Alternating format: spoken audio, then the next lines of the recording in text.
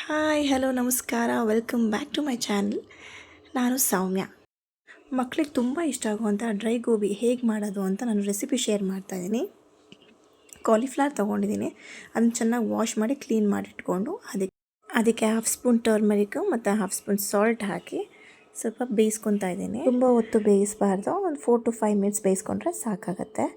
Next ನಾನು 5 spoons cornflour add ಮಾಡ್ತಾಯಿದ್ದೀನಿ.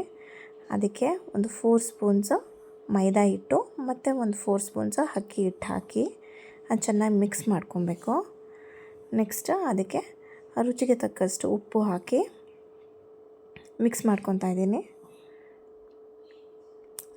ಮತ್ತು ನಾವೆಷ್ಟು ಖಾರ ತಿಂತೀವೋ ಅಷ್ಟು ಚಿಲ್ಲಿ ಪೌಡರ್, ನಾನಿಲ್ಲಿ ಒಂದು 2 table spoon chilli powder add ಮಾಡ್ತಾಯಿದ್ದೀನಿ. ಫ್ಲೇವರ್ಗೋಸ್ಕರ ಸ್ವಲ್ಪ ಪೆಪ್ಪರ್ ಪೌಡ್ರು ಸಹ ಆ್ಯಡ್ ಮಾಡ್ಕೊತಾ ಇದ್ದೀನಿ. ನೆಕ್ಸ್ಟ್ ಎಷ್ಟು ಬೇಕೋ ಅಷ್ಟು ವಾಟರ್ ಆ್ಯಡ್ ಮಾಡ್ಕೊತಾ ಇದ್ದೀನಿ. ಲಮ್ಸ್ ಆಗದೆ ಇರೋ ಥರ ನೀಟಾಗಿ ಬ್ಯಾಟರ್ ರೆಡಿ ಮಾಡ್ಕೊಬೇಕು. ಅದು ಚೆನ್ನಾಗಿ ಮಿಕ್ಸ್ ಮಾಡಿ ನೋಡಿ, ಈ ಥರ ಕನ್ಸಿಸ್ಟೆನ್ಸಿ ಬರಬೇಕು. ಸೊ ನೆಕ್ಸ್ಟ್ ನಾನಿವಾಗ ಎಣ್ಣೆ ಕಾಯ್ಲಿಕ್ಕೆ ಇಡ್ತಾಯಿದ್ದೀನಿ. ಎಣ್ಣೆ ಕಾದ ನಂತರ ನಾನೇನು ಗೋಬಿ ರೆಡಿ ಮಾಡಿರ್ತೀನಲ್ಲ ಅದನ್ನು ಡಿಪ್ ಮಾಡಿ ಡೀಪ್ ಫ್ರೈ ಮಾಡ್ಕೊಬೇಕು.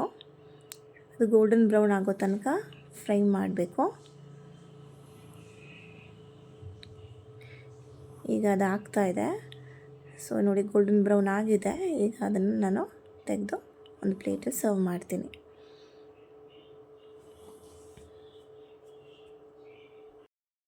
ಡ್ರೈ ಗೋಬಿ ರೆಡಿ ಆಗಿದೆ. ಮಕ್ಳಿಗೆ ತುಂಬ ಇಷ್ಟ ಆಗುತ್ತೆ, ಹಾಗೂ ನಮಗೂ ಸಹ ಈವ್ನಿಂಗ್ ಟೈಮ್ ಪರ್ಫೆಕ್ಟ್ ಸ್ನ್ಯಾಕ್ಸ್ ಅಂತಲೇ ಹೇಳ್ಬೋದು.